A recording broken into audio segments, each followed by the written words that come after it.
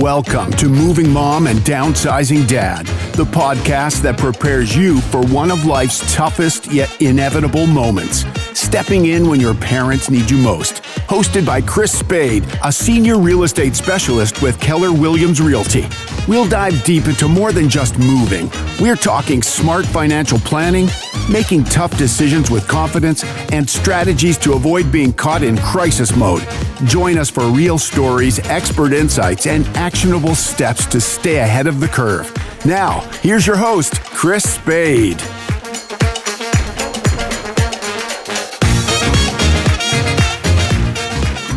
And welcome back to Moving Mom and Downsizing Dad, the podcast where we help Gen Xers navigate the sometimes challenging but always rewarding journey for caring for our aging parents. I'm your host, Chris Spade with Keller Williams Realty right here in San Diego. And today we have a truly special guest. Joining me is Deborah Martin. Now, she is the CEO of ElderHelp San Diego. It's an organization that's been a lifeline for seniors in our community, helping them live independently and age with dignity, whether it's through personalized care coordination, transportation services, or vital resources for families. ElderHelp's mission is a game changer. Now, in today's episode, we are diving deep into how ElderHelp is empowering seniors and supporting caregivers, the challenges of aging in place, and the important role we can play in creating a more supportive environment for our older loved ones. Deborah's insights are truly invaluable, and I can't wait to hear what she has to share. Deborah, welcome to Moving Mom and Downsizing Dad. Thank you so much, Chris. It's an absolute honor to be here. Thank you for having me. I'm excited to have you. So let's just dive right into it. Can you share with me a little bit about ElderHelp's mission and how it aligns with your own personal values? That's a great question. Well, the whole mission of ElderHelp is to help seniors remain in their homes with independence and dignity as long as safely possible. And we were founded in the basement of a church in mid-city San Diego, over there in North Park, South Park, and 50 years ago, actually, as of last year. And everything we were doing was, how can we help people who have homes and maybe are home wealthy and cash poor, maybe don't have the resources or don't have family. What can we do to help them stay in their homes, in their communities, and stay active and engaged? And it's, as far as my personal values, I love seniors. I love working with older people. And I just believe everyone should have a chance to live their aging process the way they do throughout their life. I don't understand why when people start aging, they don't get the same choices as when they're living their lives. And so I just believe that we all need to come together and help each other and provide as many options as possible for when we get older. Yeah, I couldn't agree with you more. One of the biggest pieces of advice I give to people when I'm helping adult children, I'm like, these are your parents. They are adults. Let them be a part of the decision. So I agree with you there. So how does ElderHelp help seniors remain independent in their homes? Well, all of our services, we have about 27 staff, and we have over 350 active paraprofessional volunteers. So all of our services are trying to close the gap of the things that make it difficult to stay in your home. For when people lose their license and they still need rides and transportation and medical and social. So we provide transportation. A lot of our clients are alone. And so isolation, as you know, becomes a huge issue, which leads to all kinds of other chronic conditions and depression. So we have a friendly visitor companion program, and they create these relationships. And everyone is matched specifically to their own interest. You know, whether they want a volunteer to help them prepare food, to save it for the week, or work in the yard with them, or help them pay their bills, or just play games, or maybe read to them because they have their eyesight has declined. So every match is different. So that's really, and we do case management. So we look at their resources, their income, make sure they understand the benefits available to them, that they're accessing that. We have a shared housing program, which is amazing for people who have space in their home and they're looking for companionship or rent or help around the house, or you name it. We'll do a match. So we'll do a shared housing match, and we're a part of that match for the length of it. We have family caregiver. You talked about family caregivers, huge, large portion of the population providing family caregiver services. And it can also create a whole series of issues that I'll get on my soapbox about that later. But family getting huge. So dealing with that, a lot of our clients don't have family. So again, they're isolated. And we have a food pantry that started during COVID very opportunistically. When seniors couldn't get to the grocery store or when they got there, everything was picked over and they didn't feel safe going out. So everything we do is like, how can we close the gap between what keeps people from being able to stay in their homes as long as possible? And oftentimes it's those everyday tasks we take for granted. It's not being able to lift the grocery bags into the house or put things away. Or if you have visibility issues, being able to know what's in your freezer for dinner and how to get out of the house, how to be with other people. So we have a whole series of services provided between our degreed social worker staff and our volunteers that help close these gaps. That's awesome. So can you explain the care coordination program and how it benefits seniors specifically? Yes, that's the program where when we get a phone call and we do kind of a mini intake or assessment to determine what their needs are. Oftentimes when people first call us, what they think their real need isn't exactly the need. We spend more time talking to them, getting to understand what else is going on in their life that might be impacting their independence.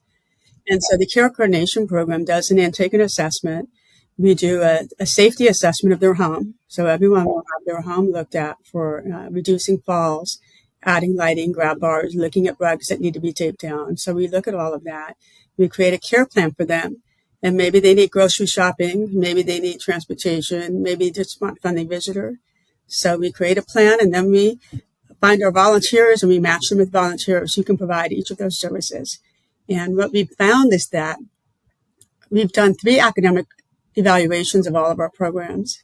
And we also compare our data against county numbers and state numbers for similar services. And what we found is that our clients were able to stay in their homes 10 years longer than the average senior moving into long-term care. Oh, that's cool. And that's huge because not only are they getting the choice to stay where they want to be, but they're saving hundreds of thousands of dollars in long-term care costs. And they're saving the healthcare industry at large a tremendous amount of money as well. So that program is the heart and soul of ElderHelp.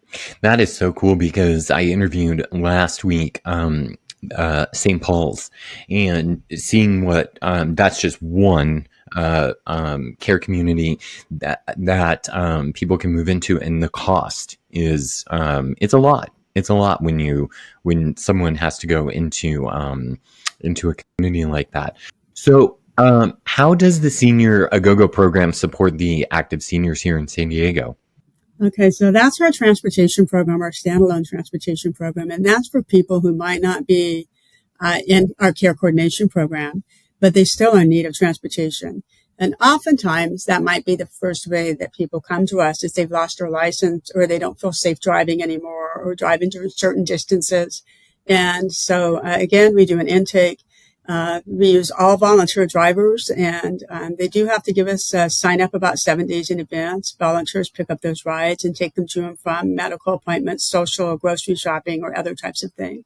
But that's a great program. And again, that's kind of a gateway to potential clients coming our way, as they might start with a loss of license and then start realizing there's other services they can benefit from once they're with us. That's cool. So you touched on this a second ago. And, talking about the different programs that you have, what role do the volunteers play at ElderHelp, and how can someone get involved if they're listening to this and would like to be involved in your organization? Well, first of all, everybody listening to this should come volunteer for ElderHelp. I just want to say that. And volunteers are key. We can't do what we do without them. 80% of the services we're providing in the home are somehow connected to a volunteer contribution or activity. And if people want to volunteer, they go to our website and they can find a lot of information there in terms of signing up. We take them through an orientation. We do a background check. We check references because we are putting these people in the homes of, marginalized part of the community that can be at risk for fraud and whatnot. So we're very, very careful with that.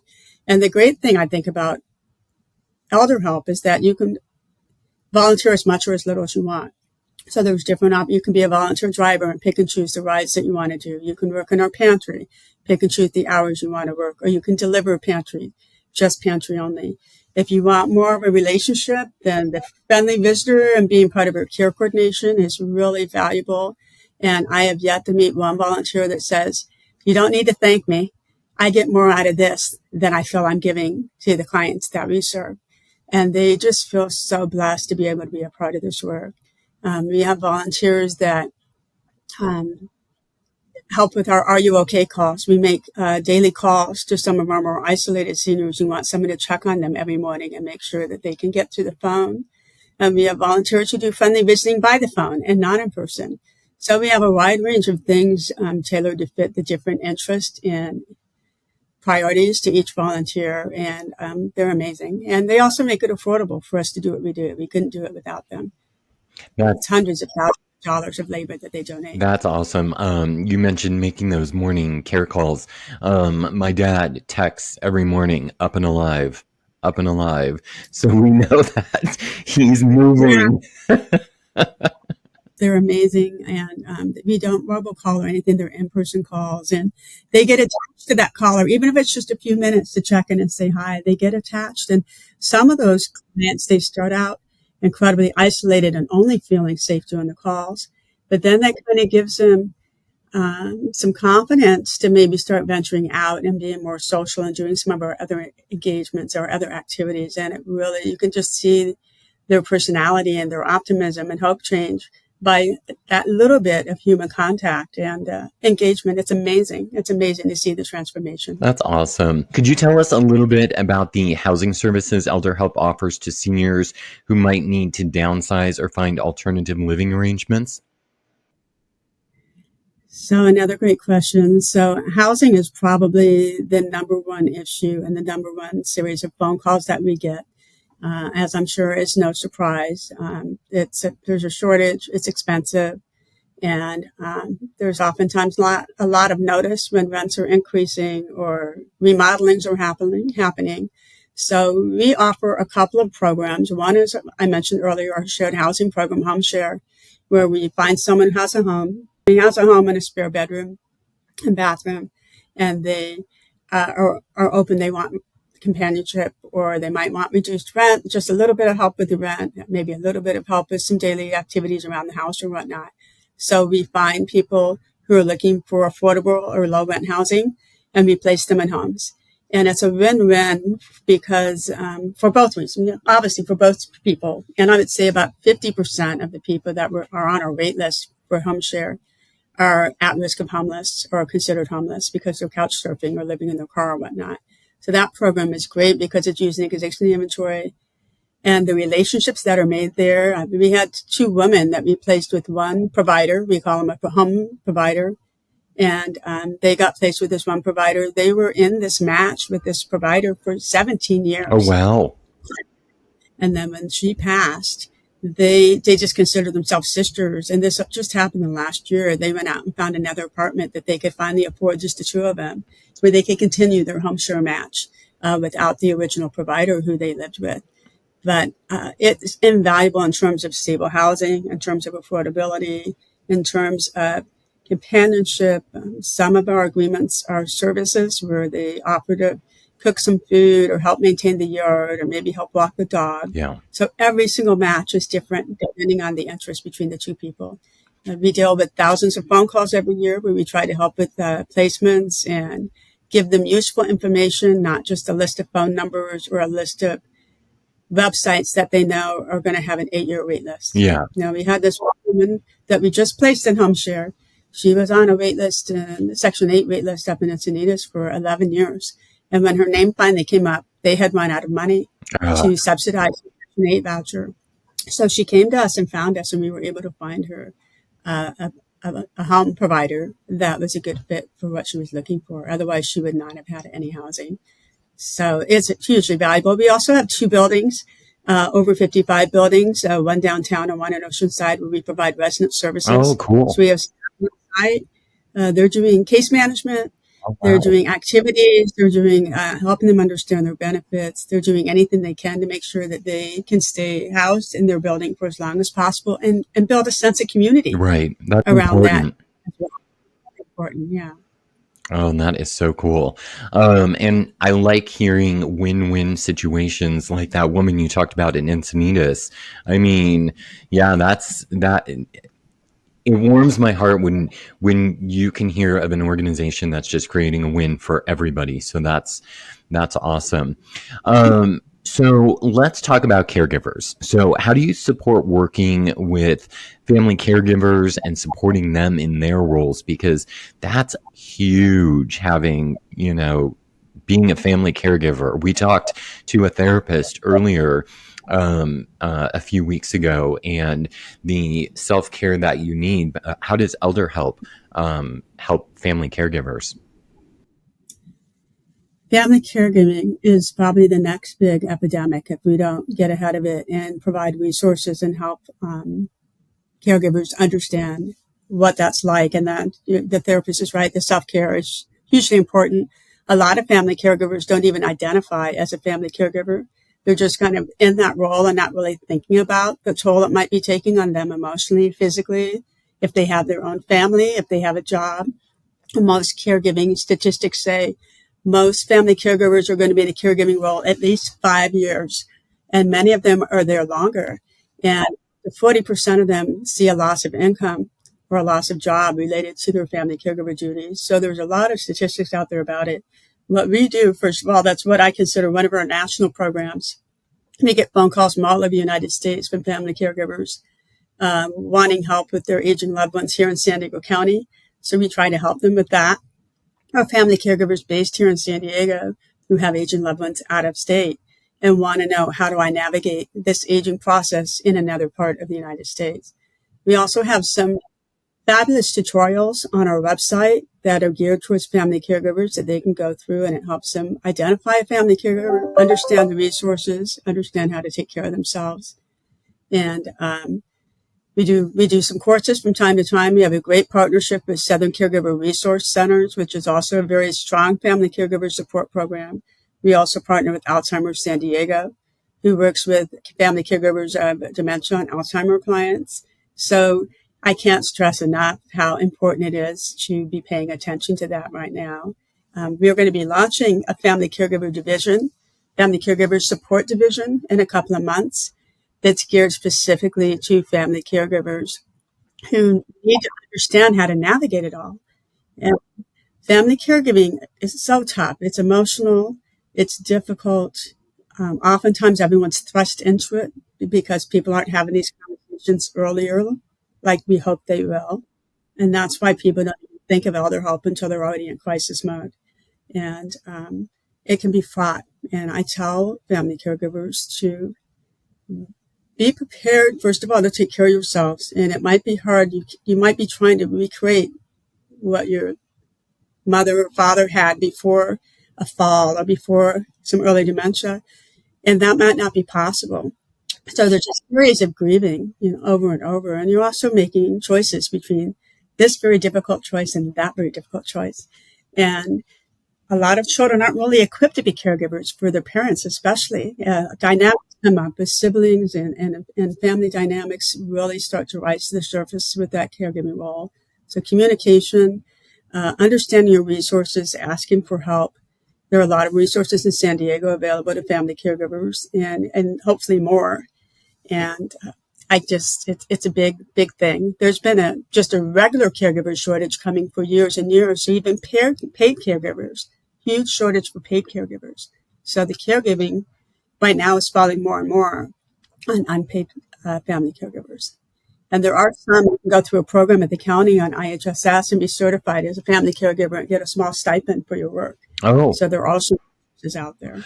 well, it sounds like we need to bring you back for a separate podcast and just talk about that, because it sounds like you could go on for a long time about it, because it's important, because so many of us Gen Xers are being, thrust into that. And one of my mentors said, and my mentor, he's 62, and he said, you need to start having these conversations, with yourself and your spouse, and when you're in your 50s, because he goes, you never know what could happen, right? And you never know when it could happen. And he says, hopefully you're lived to be in the ripe old age of however you want to live to, but these conversations are important to start having early, to your point, to not get into crisis mode. That's important. You couldn't be more right about that, Chris. I think just having conversations about the aging process and whether or not you need a caregiver or not. I have a 24-year-old son, and I talk to him all the time. First of all, that you're going to see me age if we're lucky, and you're going to see me go through these changes, and there's going to be a grieving process for you, but I'm also going to need you. And, talking about what does it look like, and then what do we do with the house? If I'm in a caregiver, if we need a caregiver. So we're trying to have these conversations, and it's not comfortable. But it needs to happen, because if and when something happens to me where I do need his help or some help, and I do need help making decisions, he feels confident that he has the tools to do that. Mm-hmm. And removes at least some of the panic. Yeah. And the anxiety around, I wonder if this is what she wants. I wonder if she would have wanted me to do this, trying to remove the anxiety around that. Yeah. I feel we owe it to our kids to have these conversations and give them some tools to be prepared for this. If we're so lucky to have a child who might, my son's very clear about what he will and will do when I'm older. We've had those conversations. At the same time, it's important to start it early and realize that it's a fact of life that we're going to get older. And if we do have kids and they're lucky enough to be a part of our lives, they're going to see that. And if we don't have kids, it's even more important. Mm-hmm. What is that caregiving look like? Yeah. Or if the kids want to be a part of our lives, right? Because that's a big thing a lot of people deal with as well. So that's another big thing.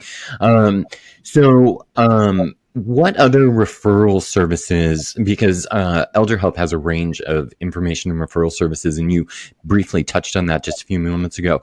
How can these help families in crisis, especially like, for example, my dad lives in Minnesota, and now my brother's there.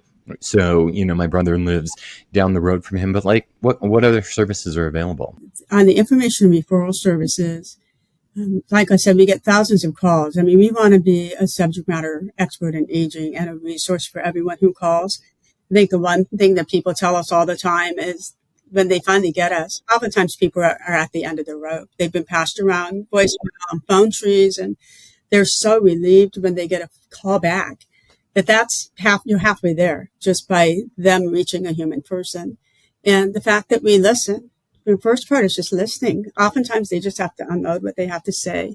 And then they just feel thankful someone's heard them. And then what we try to do is always give them a usable resource. Like I said earlier, we don't pass out resources when we know there's going to be a wait list, when we know they're not going to reach anyone, when we know that affordable housing's already been filled up. So we really try to listen to them and provide a useful resource or multiple resources, depending on the situation, with every phone call we get. And it may be, again, understanding what's available with the county. It may be understanding what other low-cost or free resources are available with our nonprofit partners, like Alzheimer's San Diego, Glenner Centers for daily adult living, and Southern Caregiver, like I said, all of the nonprofits, Meals on Wheels, San Diego County. So that, and then we also know pretty much all of the home care, home health, hospice companies in town. We know the placement agencies, so people are looking for a placement either in a long-term care facility or a women board, a boarding home. We try to help them understand what to ask and what to look for, and we give out some trusted referrals of companies we know will take good care of them, and they can be trusted to have their best interests at heart. Nice. We just had Monica Flynn on. Actually, her episode's going to be on this week, and we talked to her about how she helps navigate and find people housing. So she helped a friend of mine. She's a good friend of mine as well, and also a great partner, and definitely on our referral list. Monica really cares about the people she's placing, and it's hard not to get attached. And you want to be working with people in this space, whether they're making money or not, however they earn their living, who are passionate about what they're doing and about the people they're serving. Because very often I feel the seniors in our community are marginalized and invisible. Not that there aren't other communities as well, but I can only speak in the space that I work. It's so easy to overlook them, and because they are isolated. They aren't on the streets downtown in San Diego. Well, obviously, homeless is very visible. Seniors aging alone in their homes is not visible at all. And it's very easy to overlook them or not include them in the discussion. Yeah. Oh, for sure. For sure. Well, speaking of collaboration. How does ElderHelp collaborate with community partners to enhance the services that you already have for seniors? You touched on that just a little bit. Yes, we do. We share space with Meals on Wheels San Diego County. Oh. This was a 4 or 5 year project where we all worked together. It was harder. I come from 25, 30 years corporate, and it was a very competitive industry I was in. And so it took a lot of work to get those companies to work together when there was an industry issue or something that needed collaboration. I thought getting into the nonprofit space was going to be much more collaborative, and it's not as much. And part of that is driven because of the funders and everyone. Yeah. The funders sometimes may help dictate what we spend our time on and who we partner with and don't. But that being said, I am a big believer on not just collaboration, but integration, like really rolling up your sleeves and doing the work to understand another organization and figure out ways to work together. Mm-hmm. So I think we have that with Alzheimer's San Diego. I think we have that with Southern Caregiver Resource Center, and we have that with Meals on Wheels. And it was our work together over the last 4 years that enabled us all to work in this space. And we're in the middle of a 2-year project right now with both of our teams working together to figure out how can we cross-utilize our volunteers? How can we cross-utilize our different staff who work in different spaces so that we can reach more clients and also a broader spectrum of services under one umbrella, mm-hmm. so that we can simplify what we're doing and reach more people and be more effective. So it's going to, and then we also want to open it up. We're working with Challenge Centers, which is another great nonprofit that helps people recovering from falls or dealing with injuries or any kind of motor skill issues. They're amazing. They're a center, and they're moving in right next door to us this month. And so they're another partner that we're looking to integrate into the work we're doing with Meals on Wheels. So if there's anybody out there that wants to partner with us, for-profit, nonprofit, we welcome it all. And we try to find a place that helps us stay on our mission, but also doesn't pull us up too far, that stays within our bandwidth and our mission. Right. Of course. Yeah. So tell me, what is the most fulfilling part of your work at ElderHelp? You said you came from corporate into the nonprofit. What's the most fulfilling part of your work? This would be hard for me to answer without getting emotional. I just love my work. Every time somebody asks me this question, it gets me. I love my work. I love seniors. I love older people. I have this personal mission that I don't want anyone to die alone. I want them to be surrounded with somebody with them in whatever housing situation they're living in.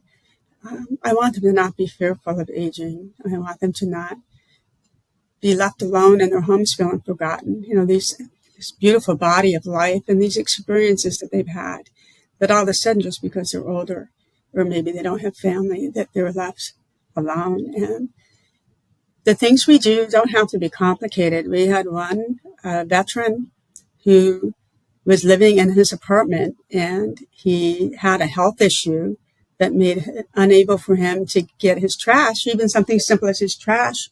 And he couldn't get it out to the big trash cans. He couldn't get the big trash cans out to the street. And fortunately, someone from Tony Atkin's office called us and knew about this resident and constituent, and we went over there, and his whole house was a mess and filled with trash. And so we went to work emptying out the house, and we sent a volunteer over there every week to take care of that and get the trash cans out. And he went from having depression and isolation and hygiene issues and all of that to getting a new lease on life, wanting to get out of the house again, wanting to entertain and have people over, wanting to be more active and engaged. His whole life changed for what? To empty the trash. All we were doing was really, that's the task that we were doing. But the connection of that to his health and wellness, his sense of safety and security and will to live was all connected in something that was so easily done. And a lot of these things don't have to be complicated. It's neighbors looking after neighbors and checking on people when it's an earthquake or a power outage or the trash. I just feel so strongly about the work. And I was around old people in an early age. My parents were older when they had my sister and me. And I called my dad and his buddies the cronies. They were in their 60s early on. And I hung out with them, and I hung out with all of them and all they did. I listened to all the chatter. And it just always stayed with me as each one of them got older, as my mom and her friends got older. There wasn't really anyone around. And so I slowly became the person that would help them with all of their, whatever came up. And when I found ElderHelp, it was just a blessing because I was thinking about starting my own ElderHelp-like company. I didn't know there was an ElderHelp. And then when I found them, it wasn't my plan to start here, but through a series of circumstances that worked out. And I can't be more thankful for the opportunity to do this work at this organization. That's so awesome. That's so awesome. It sounds like, my next question was going to be, asking you to share how ElderHelp made a significant impact in someone's life. It sounds like it was that bad. Oh, so many impacts. We get so many people calling us. We had this one woman, this one client, she's lived in her home almost 70 years, and her husband passed about, I want to say maybe about 20 years ago. And she says that living in my home keeps me close to my husband. I can look over there in that chair, and I can see him sitting in that chair right now. And I can't imagine not being able to stay in my home and stay connected to the life that I've had and the memories that I've had.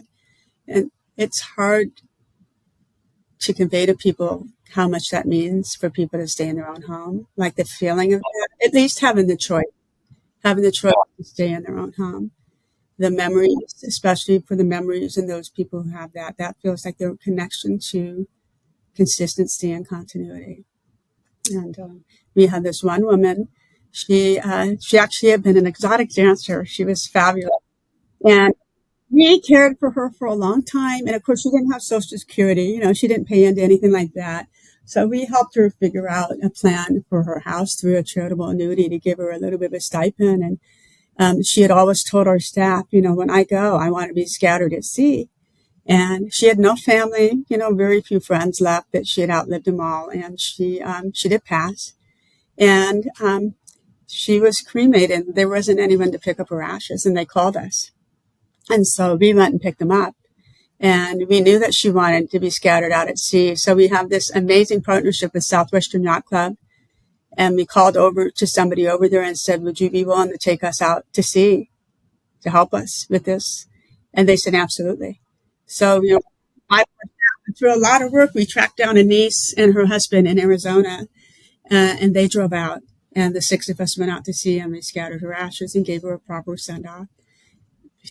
And we could do that. And so I love that we can do all those things, that we can respond and do that.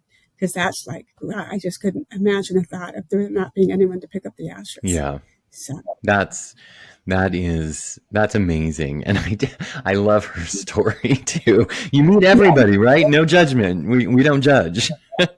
No, we don't judge. We've had amazing activists. We've had LGBTQ activists. We've had women's rights activists. We've had doctors and physicians. And again, this is what makes them so special. The lives and the contributions they've made. It's our turn now to give that back in some small way. And I feel that this does that. That's awesome. That's awesome. So let's talk just briefly about how does ElderHelp support seniors navigating the complexities of healthcare and financial planning as they age? Because there's a lot of people I know people my age that don't take care of their own health care. How does ElderHelp help seniors navigate that as they age?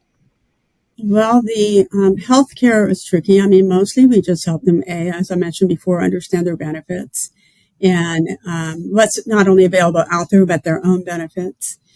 We give them rides to and from medical appointments on occasion, depending on if they're in our care coordination program. They may be accommodated, to that appointment and make sure they understand the instructions they're receiving. We might help them understand their medications, how to take it or read the label, make sure they understand that. Financially, we have resources with the county and elsewise, and also some of our volunteers help them organize their bills and make sure they're not getting a lot of spam and junk mail, that they're responding appropriately to the right mail. They might help them balance their checkbook. We have a couple of volunteers who are former retired CFOs and financial planners, and so they'll help with some financial organizing if needed.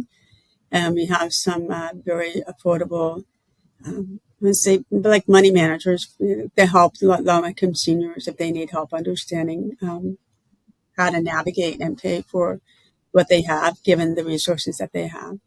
So we do all that, and healthcare navigating that is huge. And just understanding all the complexities. People don't understand the difference between home health and home care. If you're discharged, what your rights are upon discharge. So, anything we can do or anything we can learn, because it's constantly changing, we do. Nice. So this you must be proud of, because ElderHelp earned the Charity Navigator's highest 4-star rating. So what does that mean for your organization and the donors? It means a lot. We're very proud of that, because it's taken, when I first came here, we were in a different financial situation, and it took a couple of years for us to dig ourselves out of a hole. And then over the last 10 years, as we diversified our revenue streams and we built a reserve. And so Charity Navigator, I really like it when potential donors say, hey, I looked you up on Charity Navigator, because that means they're doing the right research, and it means that our financials are sound. It means we're strong fiscal stewards of their donation. It means the majority of all donations are going to direct service directly back into the programs and to the staff who support the seniors directly. And the part that isn't, there's maybe 13% of every dollar is overhead. General management, that's going to be me. That's going to be director of philanthropies raising money. That's going to be a grant writer. So those are all necessary components to our overhead. But the majority of the money is going directly back out into the community. And that's what most donors want to see. They want to know, I've worked hard. I always think about, people go, why do you call and write so many people who donate? I said, because anyone who takes that much time to find us and choose us and give to us, and they've earned that money. I mean, this is their net tax money, right, that they're giving us. And it takes work. And so we're going to make sure they know we appreciate it. That's awesome. So last question, what advice would you give Gen Xers who are helping their parents navigate the aging process and downsizing?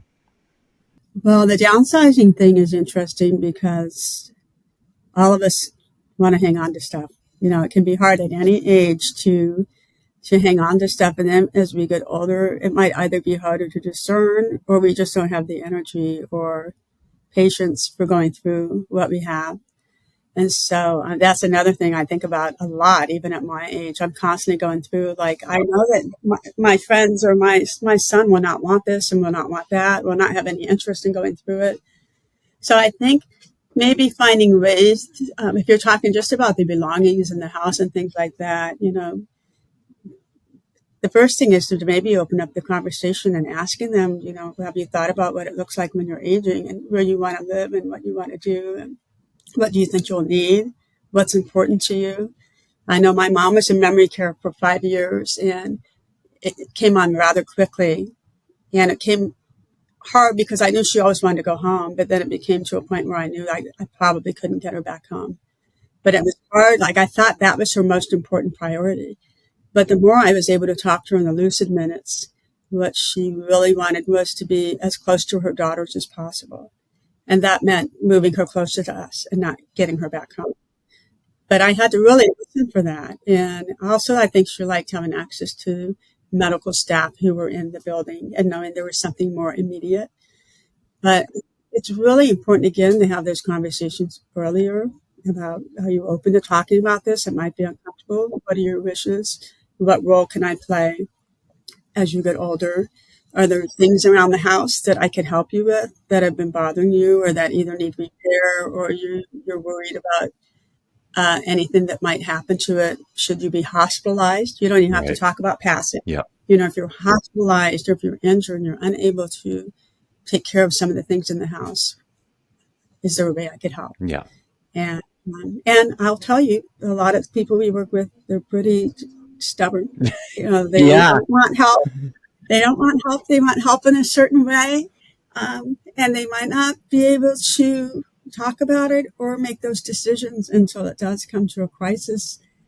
But I think it's important to have the conversations anyways. Yeah. And I think it's also important for them because at that point, especially a lot of older people will think that their independence is being taken away or being threatened or their dignity. And I think it's important for us to remind our aging loved ones.